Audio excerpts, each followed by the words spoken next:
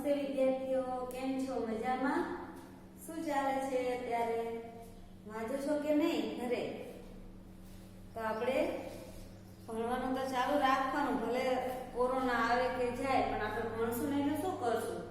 એટલે ભણશું અને સાથે સાથે આપણી તબિયતની પણ ધ્યાન રાખતા જશું. તબિયત ન બગડે એના માટે આપણે ગરમ પાણી પીતા રહેશું 2-3 દિવસમાં. કપૂર ને અજમોની પોટલી બનાવીને સૂંઘતા રહેવાનું વારંવાર. તો એનાથી આપણને જે કીટાણુ છે તે એટલું બધું અસર કરશે નહીં. તો વિદ્યાર્થીઓ, આપણે 6 પાઠ સુધી ભણી ચૂક્યા છીએ. હવે આપણે 7મો પાઠ આવ્યા છીએ. તો 7મો પાઠ છે સુભાષિતાની, જેનો અભ્યાસ આપણે કરશું. તેના પહેલા હું તમને એક શ્લોક સંભળાવું છું, જેનો અર્થ આપણે સમજશું અને જીવનમાં ઉતારશું. એષાં ન વિદ્યા ન તપો ન દાનમ ધ્યાનં ન શીલં ન ગુણો ન ધર્મ તેમાત્યલોકે ભુવિ ભારભૂતા મનુષ્યરૂપેણ મૃગાશ્ચરન્તિ મનુષ્યરૂપેણ મૃગાશ્ચરન્તિ. વિદ્યાર્થી મિત્રો, સરસ મજાનો શ્લોક છે, વિવેક વૈરાગ્યમાંથી લીધેલો છે, જેનો અર્થ છે એષાં ન વિદ્યા ન તપો ન દાનમ. જે માણસ પાસે વિદ્યા નથી, તપ નથી, દાન નથી કરતા, તે મનુષ્ય કેવો કહેવાય? તો કહે છે કે પશુ જેવો કહેવાય. મનુષ્ય હોવા છતાં મનુષ્યના કર્તવ્ય કર્મ નથી કરતો, તો આ પૃથ્વી ઉપર એક ભારરૂપ છે, જેમાં અન્ય પશુ પક્ષીઓ ચરીને ખાઈ રહ્યા છે. એવી જ રીતે તમે પણ ખાઈ રહ્યા છો, એમાં કોઈ વિશેષ કામ નવું કરતા નથી. તો આપણે જીવનમાં કંઈક વિશેષ કામ કરીએ, વિશેષ બોધ પ્રાપ્તિ કરીએ, એના માટે આપણા અભ્યાસક્રમમાં આ શ્લોકો આપેલા છે. તો એવા જ ઘણા બધા શ્લોકો છે, જેનું હું પઠન કરીશ અને સમજાવતી પણ જઈશ. તમે શબ્દાર્થ ઉપર ખાસ ધ્યાન આપજો. તો પહેલો શ્લોક છે, પુસ્તકેષુ હિ વિદ્યા પર હસ્તેષુ યદ્ ધનમ કાર્યકાલે સમુત્પન્ને ન સા વિદ્યા ન તદ ધનમ.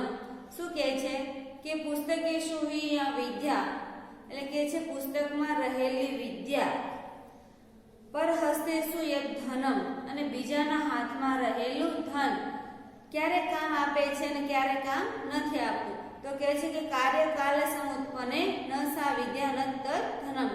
યોગ્ય સમયે જો તે ઉપયોગ આપતું નથી તો તે ધન અને વિદ્યા શું કામની એમ. બરાબર? તો આપણે જીવનમાં વિદ્યા મેળવીએ તો આપણને ઉપયોગી થાય એવી જ વિદ્યા આપણે મેળવવી જોઈએ. તેના શબ્દાર્થ તમને હું લખાવડાવીશ અને તમે લખતા જજો અને જોતા પણ જજો. શ્લોક છે પહેલો. આમાં હિ એટલે ખરેખર. હું અન્વય પ્રમાણે તમને શબ્દાર્થ લખાવડાવીશ, એટલે ખાસ જોતા જજો. હિ એટલે ખરેખર, યા એટલે જે, વિદ્યા એટલે વિદ્યા, પર પુસ્તકેષુ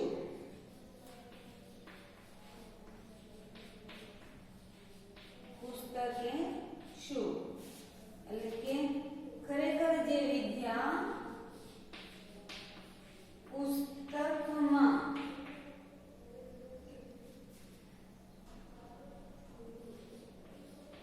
રહેલી છે. અને પછી કે છે યદ ધનમ. યદ એટલે જે, ધનમ એટલે ધન, રૂપિયા,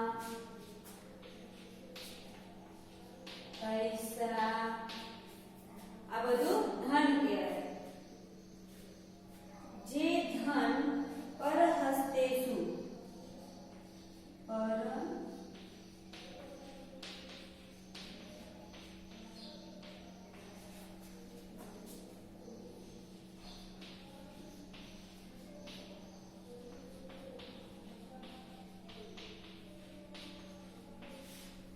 બીજાના હાથમાં છે તે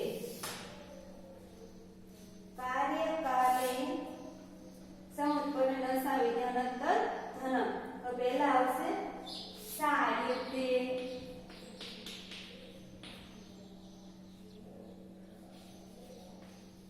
વિદ્યા એટલે વિદ્યા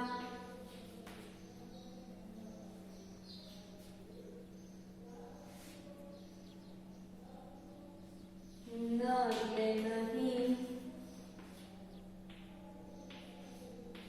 તદ એટલે તે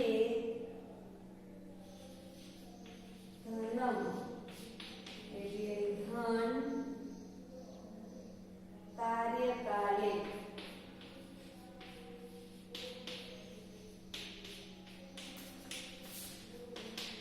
યોગ્ય સમયે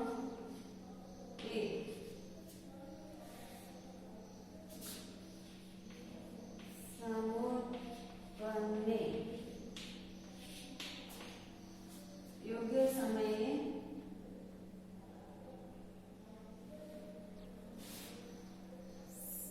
સમુત્પન્ને જરૂરિયાત ઊભી થાય ત્યારે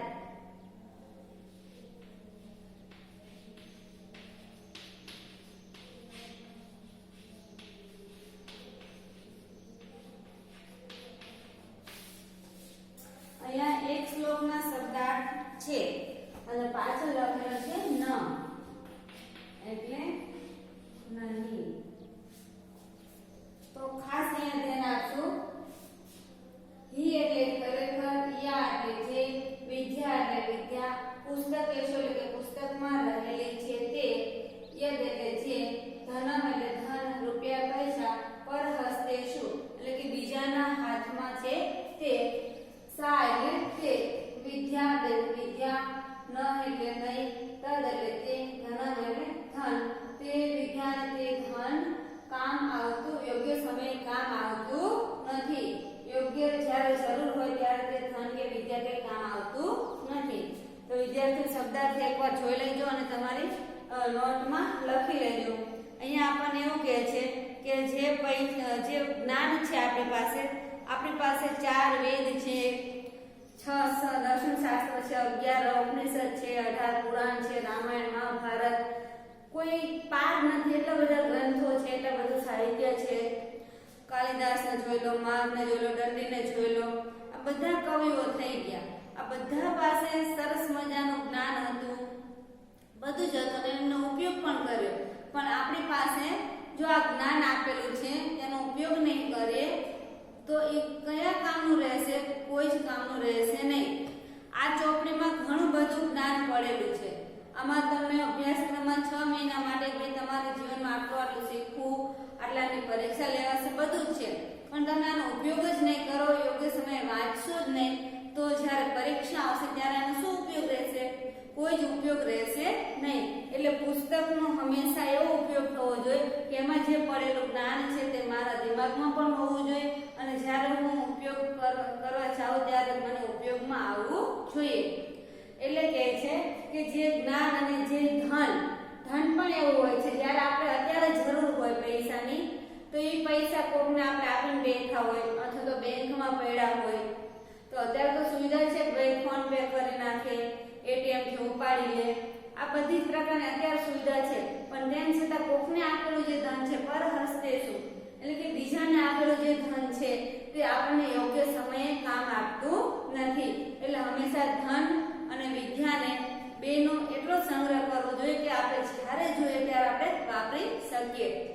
બરાબર? આપણે અમુક જગ્યાએ એવી જગ્યાએ હલવાઈ ગયા હોય અને આપણે ધનની જરૂર હોય તો આપણે ક્યાં લેવા દોડાશે?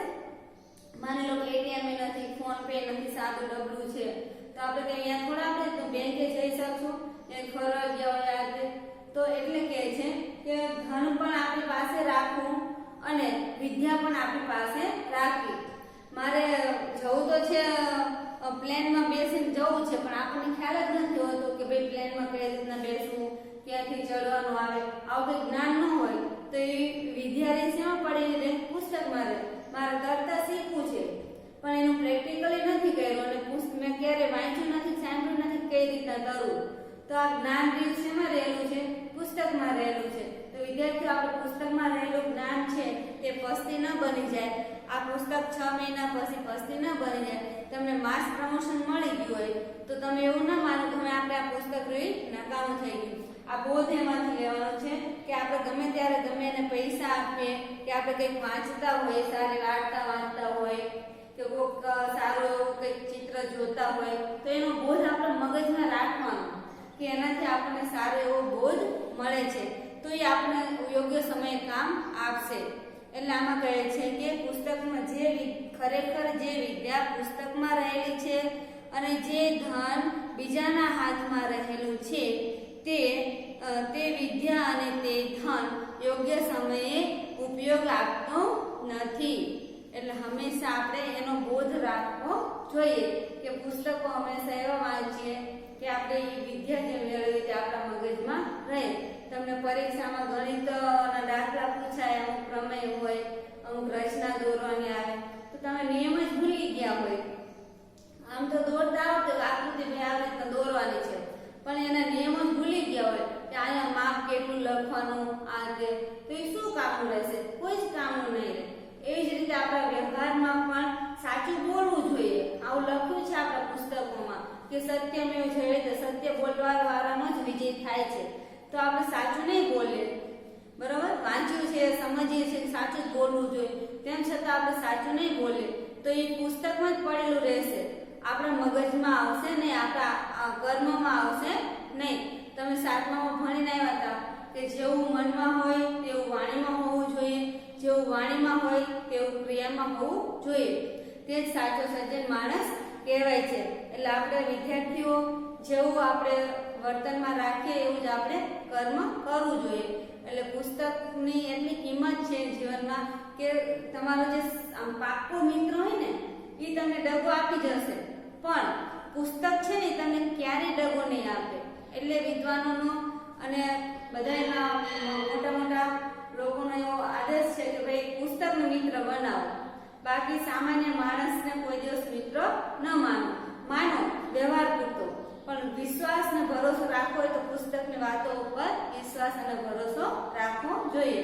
તો આવો બોધ આપણને આ શ્લોકમાંથી મળે છે.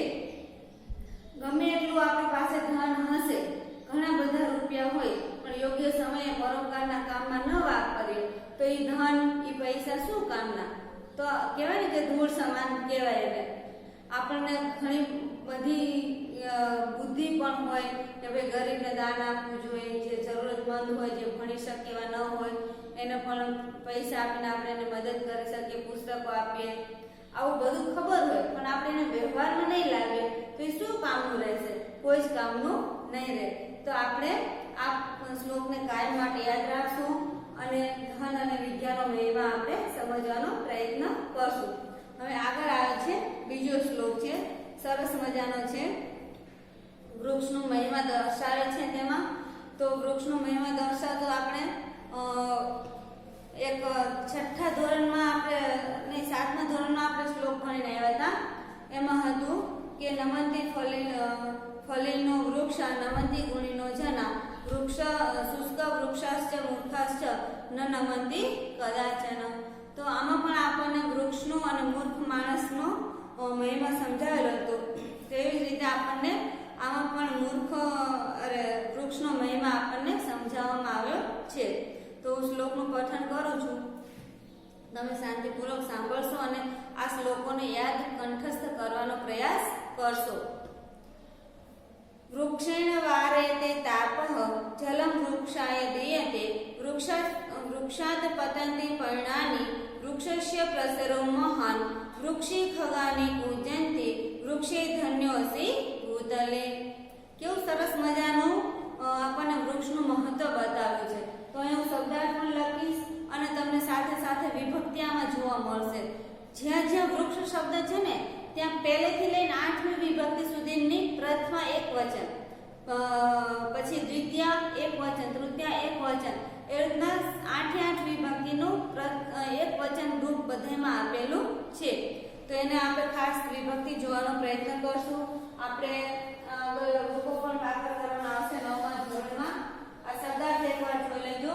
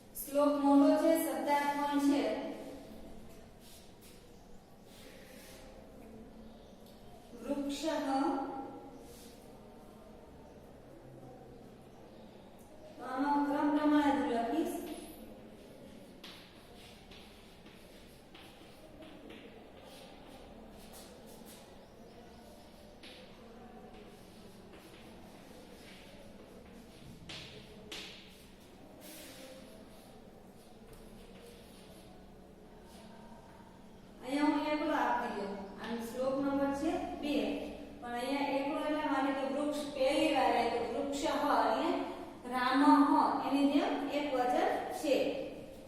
વૃક્ષ ભાતી. વૃક્ષ એટલે વૃક્ષ, ઝાડવું, ઝાડ. ભાતી એટલે શોભે છે. વૃક્ષો ફળો આવતા શોભે છે અથવા તો ફળો આવતા વૃક્ષો શોભે છે. પછી છે વૃક્ષમ. અહીંયા બીજો નંબર આપીશ, બીજી વિભક્તિ છે. વિભક્તિ નંબર 1, વિભક્તિ નંબર 2. વૃક્ષમ એટલે વૃક્ષ. કપી.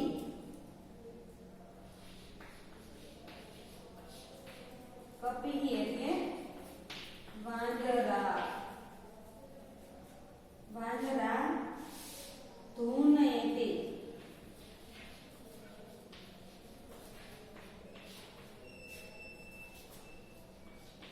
હલાવે છે. વૃક્ષને વાંદરા હલાવે છે. પછી છે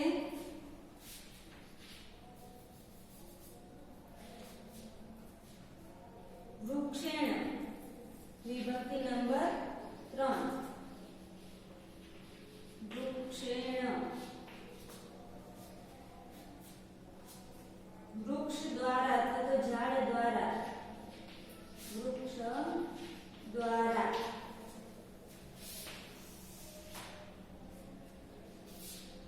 તાપમ.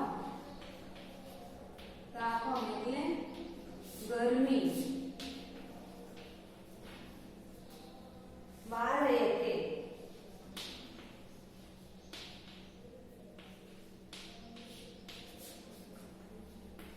હરે છે. વૃક્ષ દ્વારા ગરમી હરે છે અથવા તો દૂર થાય છે.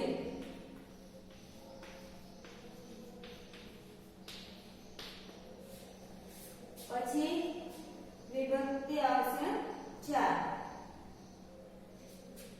વૃક્ષાય. વિભક્તિ 4. વૃક્ષાય એટલે વૃક્ષ.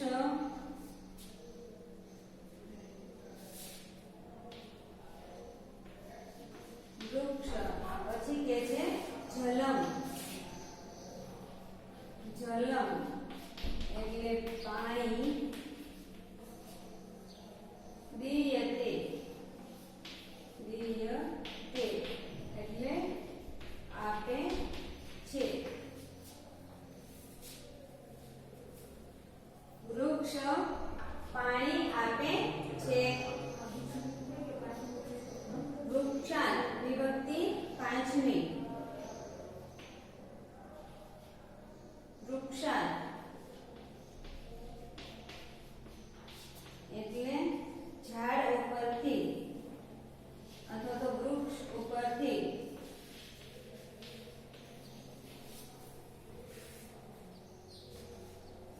પર્ણાની.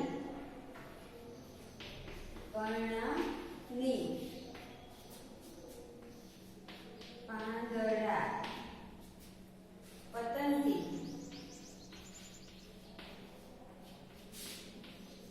પડે છે. વૃક્ષ ઉપરથી પાંદડા પડે છે. વૃક્ષસ્ય પ્રસરો મહાન. વિભક્તિ નંબર 6. વૃક્ષસ્ય.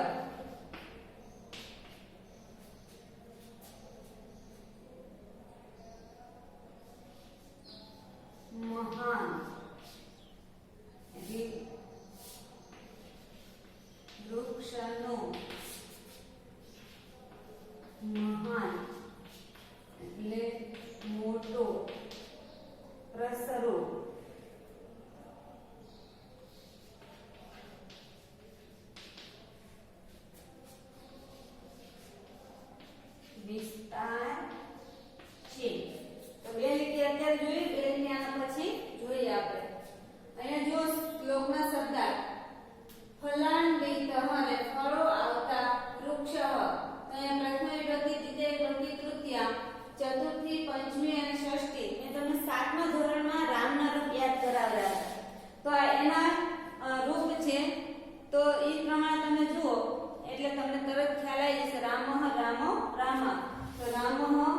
પછી છે રામમ તો વૃક્ષમ, પછી છે રામેણ તો વૃક્ષેણ, પછી ચોથી વિભક્તિ છે રામાય તો વૃક્ષાય, પછી પાંચમી વિભક્તિ છે રામાત તો વૃક્ષાત, અને છઠ્ઠી વિભક્તિ છે રામસ્ય તો વૃક્ષસ્ય.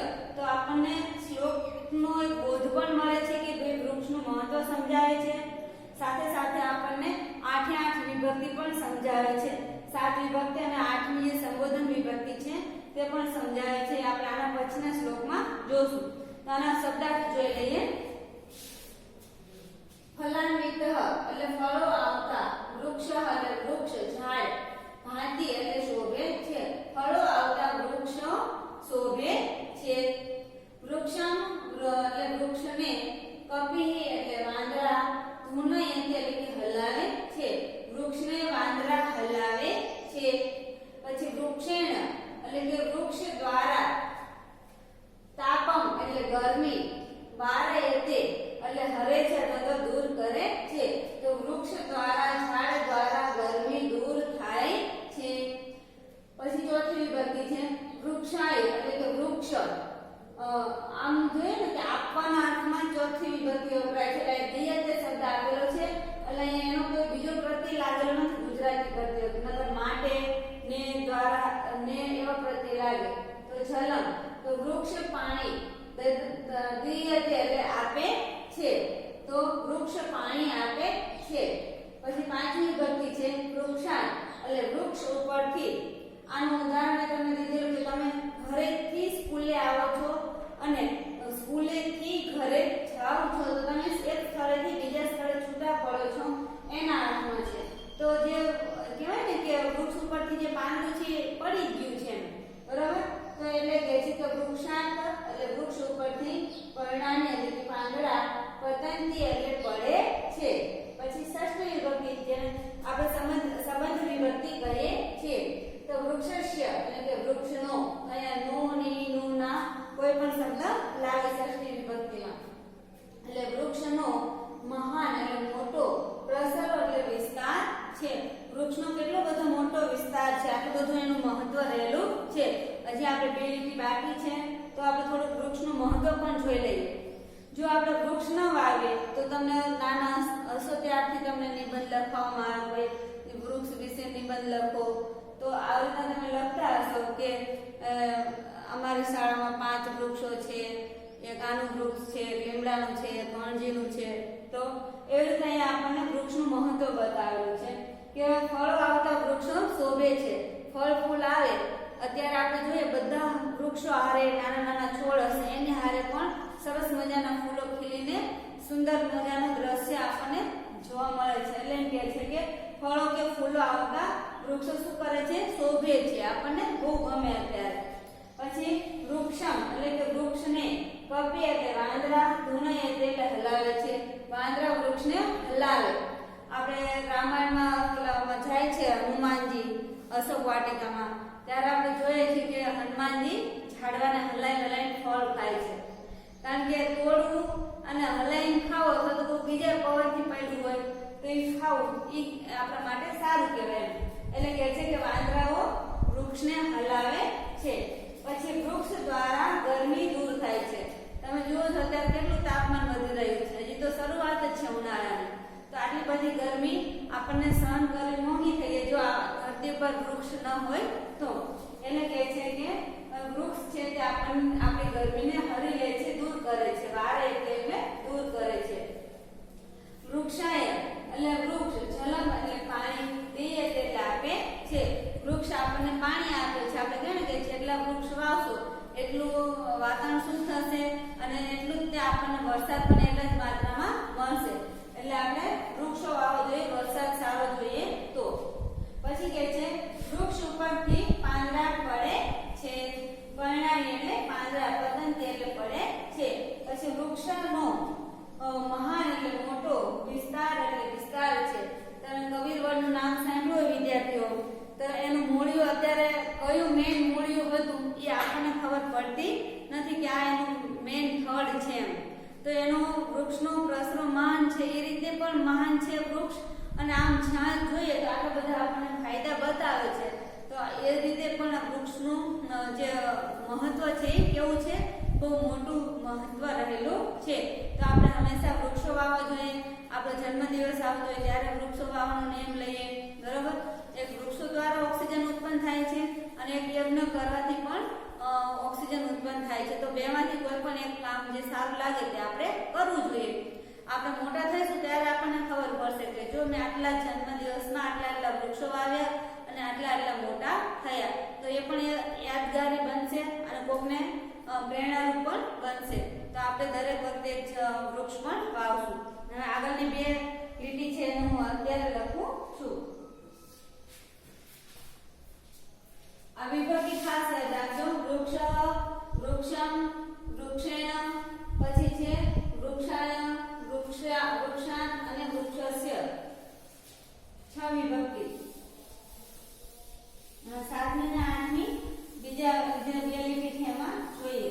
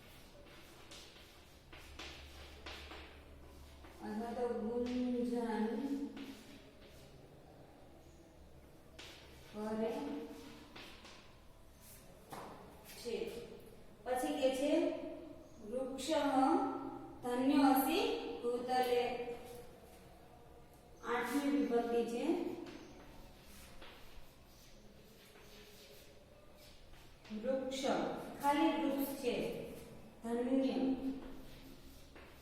વૃક્ષ એટલે વૃક્ષ, ધન્યસી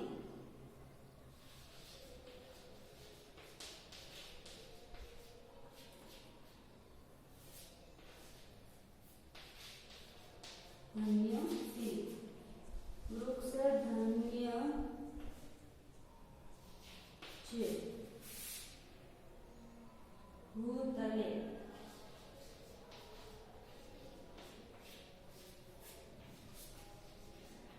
પૃથ્વી ઉપર. શું કહે છે? 7મી વિભક્તિ છે વૃક્ષે, રામે. તો વૃક્ષ ઉપર, ખગાહા એટલે પક્ષીઓ, ને પૂજંતી એટલે કે પૂજન કરે છે, કલરવ કરે છે. વૃક્ષ એટલે કે હે વૃક્ષ. અહીંયા સંબોધન વિભક્તિ લેવાની છે 8મી. તો કહે છે કે હે વૃક્ષ ધન્યસી, તું ધન્ય છે, ભૂતલે એટલે પૃથ્વી ઉપર. હે વૃક્ષ તું પૃથ્વી ઉપર ધન્ય છે, અથવા તો હે વૃક્ષ ધન્ય છે તું આ પૃથ્વી ઉપર. આવો એનો અર્થ થાય છે. તો 8 વિભક્તિ સમજી ગયા હશો તમે, અને એનું મહત્વ પણ તમને સમજાઈ ગયું હશે કે પક્ષીઓ વૃક્ષ ઉપર રહે છે, પૂજન કરે છે, આપણને સરસ મજાનો અવાજ સંભળાવે છે, બરાબર. તો આપણે ખાસ એનું મહત્વ ધ્યાન રાખશું. અને કહે છે કે આ પૃથ્વી ઉપર વૃક્ષનું કેટલું બધું મહત્વ રહેલું છે. હે વૃક્ષ ધન્ય છે, જો તું ના હોત તો આ ગરમી કેટલી ફાટી જાત, બહુ ગરમી પડે. એટલે એમ કહે છે કે તું ધન્ય છે આ પૃથ્વી પર કે અમને ગરમી દૂર કરે છે, અમને ઓક્સિજન આપે છે, છાંયો આપે છે, બરાબર.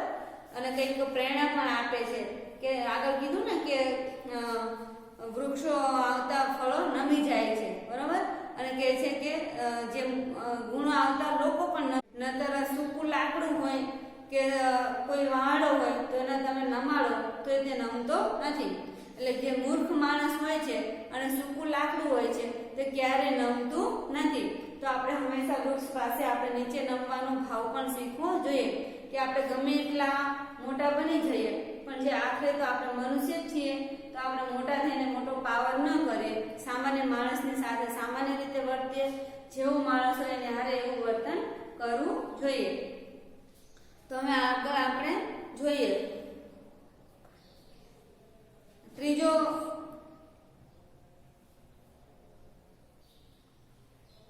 શ્લોક છે પણ થોડો મોટો છે વિદ્યા, આમ તો નાનો જ છે. ચાલો અહીંયા સુધી અત્યારે રાખી બે શ્લોક. આપણે બે શ્લોકો ભાષાંતર અને બે શ્લોક અને બે શ્લોકના શબ્દાર્થ, આ ત્રણ વસ્તુ એક હારે આપણે પાકું કરતું જવાનું છે અને સાથે સાથે વિભક્તિઓને પણ શીખતી જવાની છે. આપણે આગળ 9મા ધોરણમાં બધી જ વિભક્તિઓ પાકી કરવાની આવશે, જે મેં તમને 7મા ધોરણથી કરાવી દીધી છે, રામના રૂપ ને વનના રૂપ ને એ બધું.